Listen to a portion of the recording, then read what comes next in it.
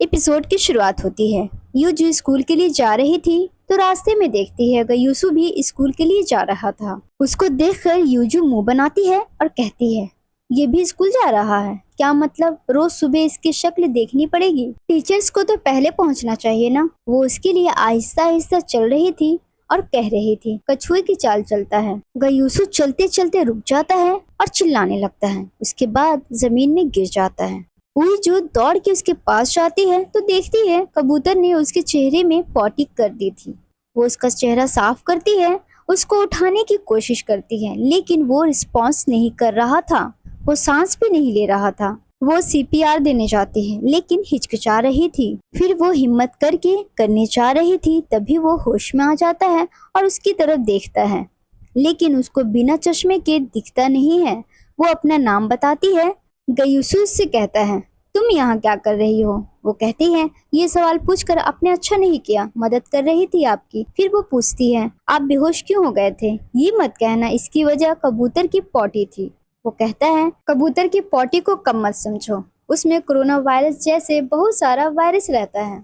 उसके बाद वो अपना चश्मा खोजने लगता है। वो कहती है, मैं हेल्प करती हूँ, और झाड़ियों में खोजने लगती है और गलती से उसके चश्मे के ऊपर पाँव रख देती है, जिसकी वजह से वो टूट जाता है। वो ये देखकर डर जाती है। गयूसु उससे कहता है, मुझे कुछ टूटने की आवाज आई, तुमने मेरे चश्मे के ऊपर पाँव रखा है ना? वो घबराते हुए कहती है, नहीं लकड़ी थी, और जल्दी से उठाकर अपने बैग में रख देती है। गयूसु उसको अपनी फोन देता है और यून को कॉल करने को कहता है। वो यून को जल्दी से बुलाता है और कहता है, मेरा एक्स्ट्रा चश्मा लेकर आना। थोड़ी देर में सब आ जाता है और सब चश्मा खोज रहा था। यूजू वहाँ डर से खड़ी थी और सोच रही थी चश्मा फेंकने की। किसी को भी चश्मा नहीं मिलता है। स्कूल जाने के लिए गाड़ी में बैठ जाते हैं। यूजू उन लोगों को देख रही थी। जंग कहता है, ये हम लोगों को ऐसे क्यों देख रही है? लिफ्ट चाहिए क्या इसको? अगले सीन में वो कार में बैठी दिखती है। उई जो गोया को मैसेज करती है कि मैं टीचर्स के साथ उनकी कार में आ रही हूँ और मैं कोरियन और जापानीज टीचर के बीच में बैठी हूँ। तभी गयूसु अपनी सीट पीछे करता है और यून को लग जाता है। उई जो सोचती है, पता ही था बेचारा कोरियन लिटरेचर मैथ्स की खुदगर्जी से परेशान है। यून को नींद आ रही थी। नोडाजू कहता है, नींद आ रही है, रात में सोया नहीं है क्या? वो कहता है, नहीं। नोडाजू जंग को लात मारता है और कहता है, पक्का तू ही होगा जिसने सोने नहीं दिया होगा। वो कहता है, मेरी क्या गलती है, इसको ही नहीं सोना था।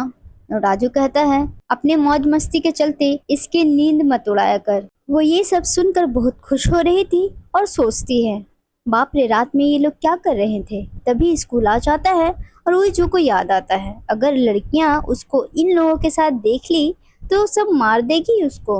वो जल्दी से सीट में सो जाती है और कहती है, मुझे यहाँ मत उतारना वरना सब मुझे मार देगी। और कार स्कूल की गेट में आती है और सारी लड़कियां ज़ॉम्बी की तरह कार के पीछे पीछे भागने लगती है। स्कूल के गेट में गयूसु, यून और नोडाजू कार से उतर जाते हैं और जब कार पार्क करके चला जाता है तब उइजू उठती है जो छुपी हुई थी गयूसु का कोट से, जो उसने उसके ऊपर फेंक दी थी। वो कहती है, इंसान तो बुरा है लेकिन काम अच्छा किया। वो कार से बाहर निकलने जाती है, तभी वहाँ गयूसु आ जाता है और उसको गिरने से बचा लेता है और कहता है, बाहर नहीं निकलना है क्या? वो बाहर निकलती है स्कूल के अंदर जाने के लिए। वो पूछता है, सच बताना, मुझे बार बार ऐसा लग रहा है, तुमने तो मेरे चश्मे में पैर तो नहीं रखा? वो कहती है, नहीं, मैं ऐसा कैसे कर सकती हूँ। वो कहता है, अगर मुझसे झूठ बोलोगी तो बहुत बुरी तरह पछताओगी। वो कहती है, मैं झूठ नहीं बोल रही हूँ। उसके बाद वो स्कूल में रहती है। गयूसु क्लास में आता है और एक ट्रांसफर स्टूडेंट को लाता है जो सिंगापुर से आई थी। यूजू ने नोटिस किया कि गयूसु को नए चश्मे में बहुत प्रॉब्लम हो रही थी, तो क्लास के बाद वो उसका चश्मा को जोड़ने की कोशिश कर रही थी ग्लू और सेलो टेप से, और कहती है, लगता है नया चश्मे का नंबर ठीक नहीं है, तो मैं ये चश्मा उसको दे ही देती हूँ। लेकिन उससे वो चश्मा जुड़ नहीं रहा था। अगले सीन में नोडाजू क्लास ले रहा था तो वो नोटिस करता है कि यूजू उसके क्लास में ध्यान नहीं दे रही थी पर कुछ लिख रही थी। वो उसके पास आता है और उसकी नोटबुक छीन लेता है और बहुत ड्रामेटिक तरीके से कहता है, मेरी क्लास चल रही है और तुम्हारा ध्यान कहीं और है, शर्म आनी चाहिए तुम्हें। दूसरी तरफ गयूसु स्टाफ रूम में बैठा हुआ था, सर पकड़कर। यून आकर पूछता है, ठीक हो ना? वो कहता है, नहीं, सर घूम रहा है। तभी वहाँ नोडाजू आ जाता है उइजू को लेकर। और गा सर के पास आकर कहता है, तुम्हारी स्टूडेंट मेरे वर्ल्ड फेमस लिटरेचर क्लास में बैठकर तुम्हारा होमवर्क कर रही थी। वो उसका लेटर पढ़ता है और कहता है उइजू से, इसको पढ़ो। वो घबरा कर कहती है, आप ही पढ़ लो, यहाँ बहुत सारे लोग हैं। वो फोर्स करता है तो वो पढ़ने स्टार्ट करती है। लेटर में लिखा था, मेरा नाम उइजू है और मैं 18 साल की हूँ, 7th स्टैंडर्ड में। एक प्रूफ क्वेश्चन की वजह से मुझे मैथ्स क्लास में बेइज्जत किया गया और उसी दिन के बाद से मैंने पूरी तरह से मैथ से हाथ धो लिए थे। बताइए सर, आपको प्रूफ से ऐसी क्या मोहब्बत है? जो चीज साबित ना हो वो गलत हो जाती है। काश मैं आपसे पहले पैदा होती, कम से कम मुझे ऐसे दिन तो नहीं देखने पड़ते। सब उसकी लेटर सुनकर हंस रहा था। गयूसू कहता है, ये लेटर है या बगावत का पैगाम? लेकिन आपकी बिंदु वाली बात मेरे दिल को छू गई और मैथ से नफरत के बावजूद मुझे ये बात समझ आई। मुझे तहे दिल से अफसोस है, मेरी वजह से आपको तकलीफ हुई और आगे अभी लिखना बाकी। वो कहता है, लेकिन तुमने किसी और की क्लास में लिखकर गलती की तो 2 पॉइंट्स कटेंगे। फिर वो कहता है, मेरा मानना है एक दोस्त का ख्याल रखने का तहजीब सिखाना भी स्कूल वालों की जिम्मेदारी है। तो इसलिए अब से जिया जब भी स्कूल खत्म होने से पहले चले जाए तुम्हें उसको रोकना होगा। अगर तुम ऐसा नहीं कर पाई तो उसके 2 पॉइंट्स कटेंगे और तुम्हारे 4 पॉइंट्स। ये सुनकर वो रोने लगती है और कहती है, ये सब गलत है, मेरे साथ ऐसा मत करिए, और वहाँ से चली जाती है। अगली सीन में उइजू अपने दोस्तों के साथ बैठी थी। गोया कहती है, ऐसा कैसे कर सकता है? उससे ज्यादा तेरे पॉइंट्स कैसे काट सकता है?